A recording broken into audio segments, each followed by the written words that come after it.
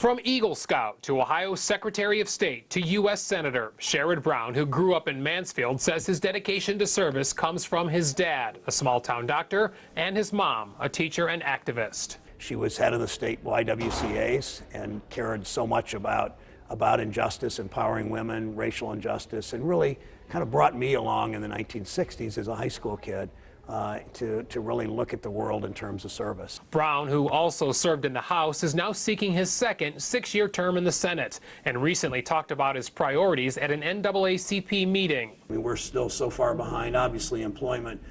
To far too many low-income people without much opportunity in this country. During many of his speeches, Brown talks about the need for more manufacturing jobs in Ohio. I wake up every day figuring out, how do you put people to work in the state in good-paying jobs? I've opposed NAFTA and CAFTA, those trade agreements that cost us millions of manufacturing jobs in this country. In a phrase, it's how do we give people a chance to join the middle class?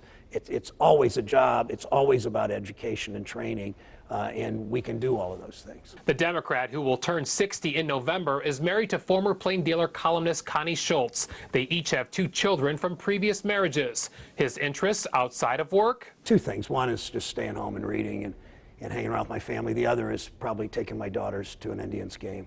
So what about that distinctive hoarse voice? Brown says many are surprised when they learn he has never smoked, and doctors haven't been able to explain why he sounds the way he does. So I go to the doctor once in a while, and they gag me and do what you do to look at a throat, and it's really pleasant, so it's better than a colonoscopy, but only by a little bit. Brown now hopes his raspy voice will speak for Ohioans for 6 more years. On your side, Bob Jones, News Channel 5.